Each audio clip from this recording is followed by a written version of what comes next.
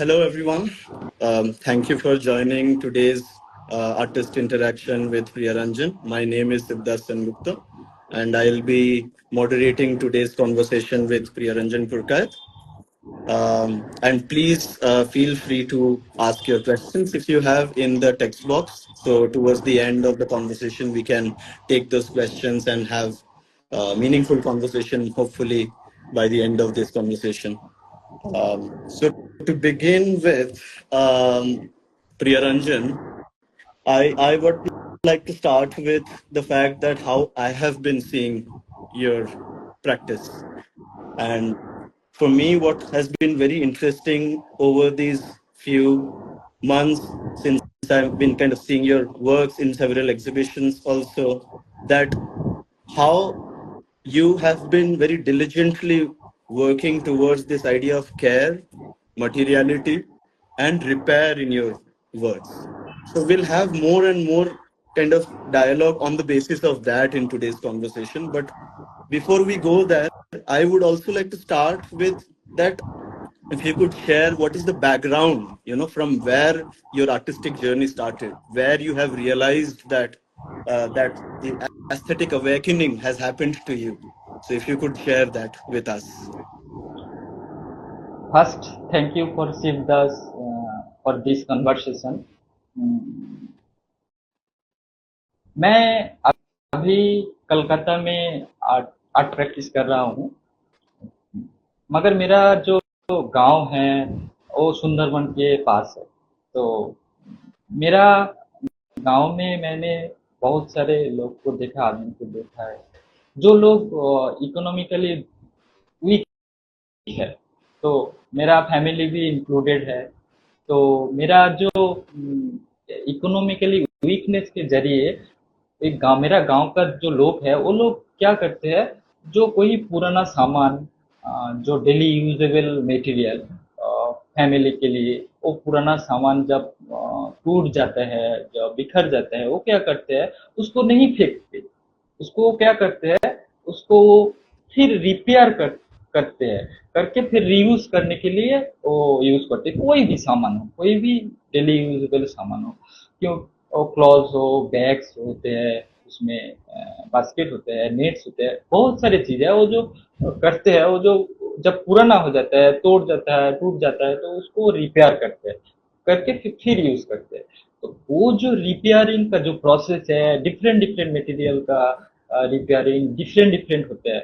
तो वो जो प्रोसेस है, वो जो रिपेयर का जो प्रोसेस है, वो मेरे काम में आ गया है। जब मैंने काम शुरू किया, जब मैंने मेरा मास्टर्स कंप्लीट के बाद मैंने सोचा है मेरा काम क्या होना चाहिए, क्या करना चाहिए, तो मैंने देखा है वो जो रिपेयर, वो जो अलग अलग तरीके से होता है, अलग अलग स्टाइल में होता है, वो मुझे ऑटोमेटिकली मेरे काम में आ गया है। तो मैंने मेरा गांव से इंस्पायर हुआ है, जो रिपेयर का प्रोसेस है, रिपेयर काम का जो बहुत सारी चीजें रिपेयर होता है। मैंने बेसिकली एक चीज लेके आया हूँ, Right, क्लॉथ right, का right, जो रिपेयर है। right. तो बहुत सारे चीज यहाँ में रिपेयर होता है, मगर क्लॉथ्स का जो रिपेयरिंग, क्लॉथ रिपेयर का जो टेक्निक है, स्टिच है, वो मेरे काम में आ गया है।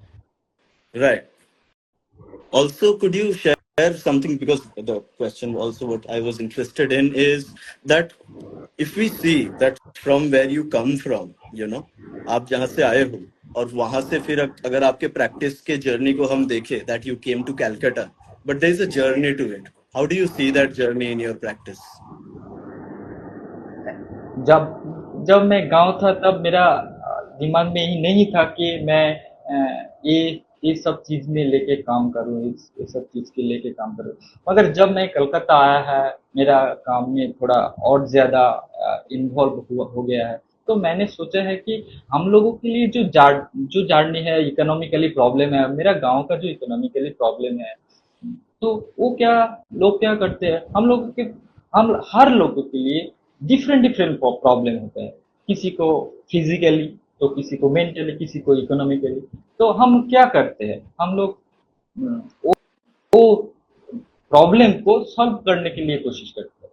तो मैं, मेरा काम में ये आ गया है कि जो टोन का प्रोसेस है, स्टिच का प्रोसेस है, वो मैंने क्या किया, जो हम लोग की तकलीफ है, तकलीफ को जब रिपेयर करते हैं तो थोड़ा सा उसमें आइडेंटिफिकेशन रह जाते हैं कि रिपेयर करने के बाद थोड़ा सा रह जाते हैं, तो वो रिपेयर की प्रोसेस में आ गया मेरा काम में, मैंने लेके आया। Right, right.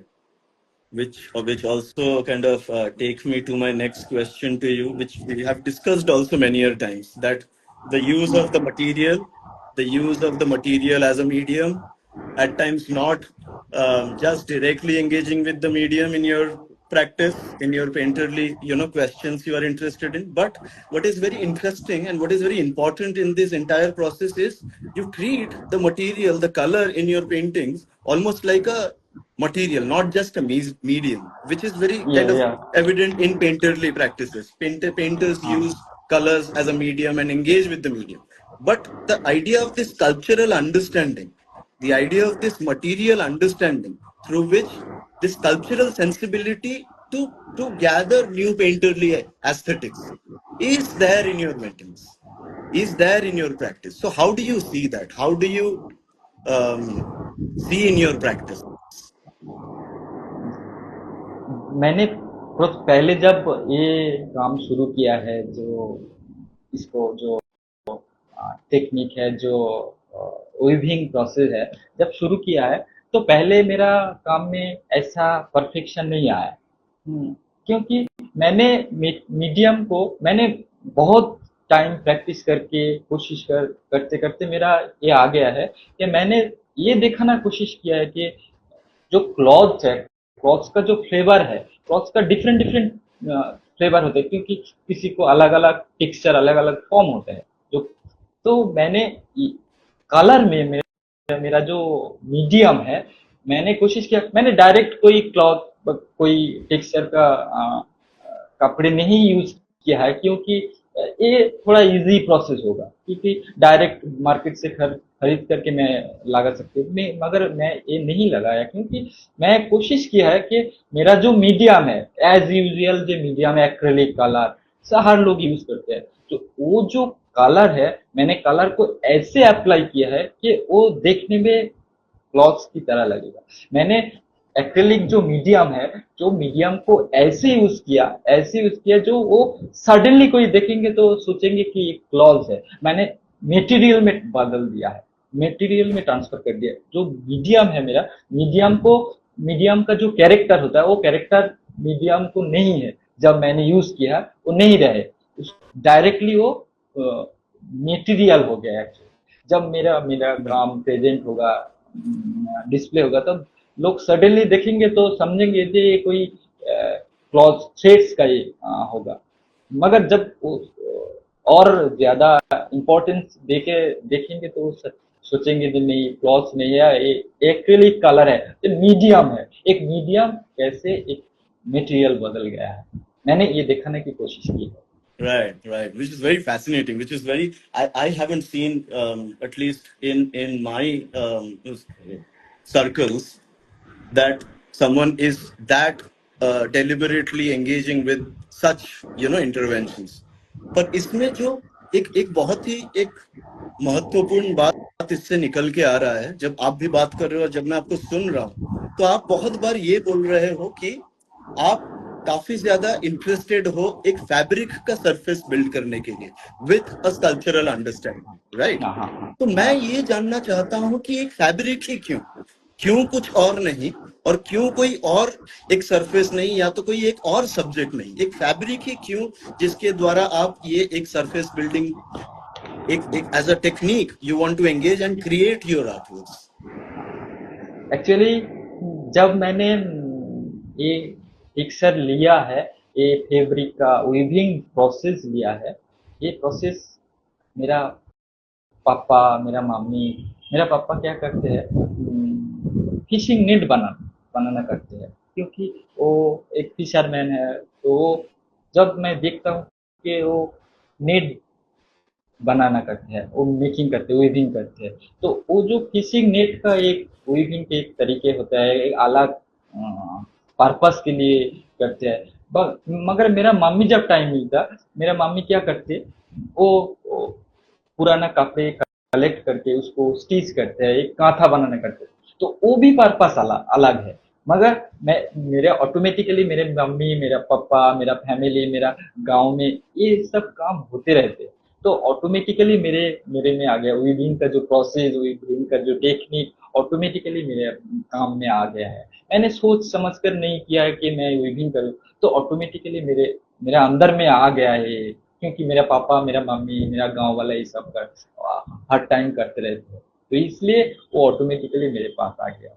Right, right, right. It's very, very interesting, which is very, हाँ uh, which is very, what is very interesting, जो बहुत अच्छा एक एक स्पेस यहाँ पे बिल्ड हो रहा है, एक थर्ड स्पेस जो बिल्ड हो रहा है, क्योंकि आपका जो अपब्रिंगिंग है, आप जहाँ से आ रहे हो, वो उस जगह का पॉलिटिकल हिस्ट्री, उस जगह का इकोलॉजिकल इंस्टेबिलिटी, उस जगह का एक जो सोशियोलॉजिकल स्ट्रक्चर है, उसमें से निकल के जब आप फिर वो एक पर्सनल स्टोरीज को नैरेट कर रहे हो, फिर वहां पे भी ये एक थर्ड स्पेस बन के उनके उन इंक्वायरीज को फिर आगे लेके जा रहे हैं, which is very interesting in many ways, which is very important and fascinating to see that how an artist engage with this idea of materiality to question all these kind of backgrounds, the question the हाँ personal, that how the personal is being questioned again and again through these kind of artistic interventions which you have been doing. हाँ, और एक बात है, actually मेरे काम में क्या हुआ, मैंने जो वीविंग प्रोसेस अप्लाई किया है, कर रहा हूँ मेरे काम में, हम लोगों की लाइफ में जो दिक्कत है, जो प्रॉब्लम है, हम लोग ऑटोमेटिकली एक दिन, दो दिन, डे बाय डे और मंथली ओवरकम कर रहा हूँ। मगर मेरा जो काम है, सडनली कोई जगह पे एक टून है, एक उसमें उसके ऊपर एक स्टिच है, तो मेरा एक वीविंग मतलब एक लाइफ का एक पार्ट है, टाइम है। मैंने वो टाइम को दिखाने के लिए कोशिश किया है। जब मैं कोई आदमी तकलीफ में पड़ जाए, कोई लोग तकलीफ में पड़ जाए, तो क्या करते हैं वो लोग, उसको उसको क्या करते हैं, जो बोलते हैं, जो उसको वो रिकवर करने के लिए कोशिश करते हैं। मगर जब कोई बड़ा मुसीबत में हो जाए, तो रिकवर करने के बाद भी उसके एक निशान रह जाते हैं, क्योंकि किसी का एक्सीडेंट हो जाए, तो उसके पैर टूट गया, तो पैर टूटने के बाद उसको जब रिपेयर हो गया, मगर टूटने को प्रॉपरली रिपेयर तो नहीं होता है, एक निशान रह जाते हैं। तो मेरा काम में वो रिपेयरिंग जो प्रोसेस है, वो वो निशान के लिए वो मैंने स्टिच करके अलग कपड़े यूज करके दिखाया है मेरे Right, काम में। right. That's wonderfully said. That this, आप जिस तरीके से आपके traces of the memories को explain कर रहे हो, that's really wonderful. So we can take few questions if anybody has from the audience. But apart from that, if you would you like to share something? What are you working on at this moment, Priyaranjan? आप क्या कर रहे हो आने वाले समय में? क्या कुछ आप कैसे कुछ कुछ जो नए बॉडी ऑफ वर्क के बारे में आप कुछ बताना चाहते हो, या फिर आप क्या आने वाला अभी क्या कर रहे हो, आने वाले समय में क्या करने जा रहे हो प्रैक्टिस में? मेरा तो बहुत सारा प्लानिंग है अभी, तो उसमें ग्रुप शो कुछ तो है ही। उसके पहले जो एक शो है, मेरा फास्ट सोलो शो जो ऑर्गेनाइज कर रहा है gallery.work, और उसमें क्यूरेट जो कर रहा है वो मेरे सामने है अभी, सिद्धा सेनगुप्त। तो ये लेके मैंने थोड़ा एक्साइटेड हूँ। वो ऑल्सो मैं थोड़ा कंफ्यूज भी हूँ कि कैसे डिस्प्ले करना है मेरे लिए, कैसे करना है, कैसे किस तरह काम होना चाहिए, कैसे होना चाहिए, ये लेके मैंने थोड़ा एक्साइटमेंट हूँ। और gallery.work तो मेरा बहुत सारे ग्रुप शो प्लानिंग कर रहा है। उसमें एक क्यूरेट तो आप ही कर रहा है जो हैदराबाद में हो रहा है, तो ये तो मैं कर रहा हूँ मेरा। और मेरा जो सोलो शो है नेक्स्ट, उसके लिए मैंने बहुत सारा काम प्रिपेयर कर रहा हूँ। यही चल रहा है मेरा काम Right. मेरा, और मेरा जो कॉन्सेप्ट है वो तो चल रहा है। No, so what also, just to add to what you said, Priyaranjan, ki the solo also is going to be a culmination. What we also have been kind of started the conversation together, that how this solo should be or what this solo should speak, how these questions questions which you have been interested in from several years, those can be addressed through this exhibition. This exhibition is not just about what you are seeing visually, but how these visuals can connect to these personal histories. These visuals can connect to the place you belong to, and how those, sensibilities can also come together. So that is one task which is we both are interested in doing yeah, and developing the exhibition. That is for sure, and I'm really looking forward to that. But on that note, um, I also, what I really liked about today's conversation between you and me, it kind of also helped us to look at the material approach you have in your practice. That is one. And then yeah, also, it has opened new ways through which it has helped us to understand that why weaving has been an important and integral part of your artistic journey. That how it has been rooted in your personal history, and why those are being repeatedly, coming into your artworks. So that is something which I guess I also felt that, which was I was quite unaware of that in this entire journey, that how and why this deliberate choice of bringing fabric as an orientation, fabric as a subject to engage with. So that is something which is very important. And also, this conversation helped us to look at the mark making, the idea of performative nature of your working in your practice, those areas as well. Do you have anything to add to your practice apart from all this before we हाँ, end our today's conversation? हाँ, हाँ। तो जब मेरा जो मैं बचपन से मैंने ये देखा करते बड़ा हुआ है मेरा गांव में कि जो वीविंग डिफरेंट डिफरेंट वीविंग का टेक्निक, और जो क्लॉथ मेरा मामी क्या करते हैं, पुराना क्लॉथ कलेक्ट करते हैं, और जो क्लॉथ का जो टेक्सचर होता है, किसी को प्रिंट अलग होता है, किसी को और जो फॉर्म अलग होते हैं, किसी को मोटिव्स अलग अलग होते हैं। मेरा काम में अब तो मेरा काम देखा है, जब आप मेरा काम देखेंगे तब सोचेंगे जे सडनली एक व्हाइट स्पेस में कैसे कलरफुल अलग कपड़े आ गया, क्योंकि मैंने ये सोच समझ कर यूज किया है। जब मेरा मेरा काम मैंने शुरू किया है, ये सोच समझ के किया है कि मेरा ये व्हाइट स्पेस में एक कलर यूज करना चाहिए। मगर मैंने जब ये जो टोटल कंसेप्ट मैंने मेरा गांव से लिया है, तब मैंने देखा है, तो मेरा फैमिली, मेरा वहाँ का औरत लोग जब कोई चीज को जब रिपेयर करते हैं, वो नहीं सोचते हैं कि इसमें ये कलर शूट करेगा कि नहीं करेगा, क्योंकि व्हाइट स्पेस में एक कलरफुल कपड़े, वो लोग चाहते हैं कि ये रिपेयर करके रीयूज करने के लिए, तो वो अच्छा लगे या नहीं लगे इसमें उसको कोई मायने नहीं रखता।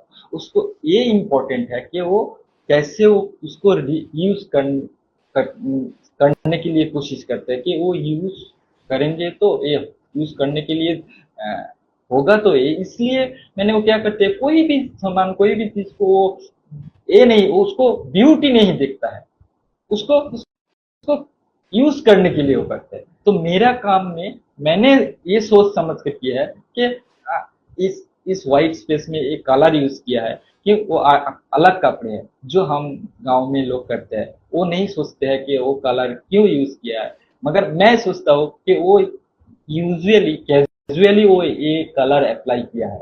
तो मेरे काम में वो नेचुरल जो सब्जेक्ट है, वो नेचुरल जो फॉर्म है मेरा गांव में होता है, वो मैंने डायरेक्टली मेरा काम में यूज किया वो, और टोटली Right, मैंने कलर से अप्लाई किया। right, right. Wonderful. Thank you, Priyaranjan, for your time and having this conversation with me today. And I thank all of our audience also to be there and be extremely patiently listening to us. We will be having more of such conversations with other artists in thank the you, coming months. And thank you all. Good night. Thank you, everyone, for joining. Thank you Siddharth for this conversation. Okay, thank you, bye bye.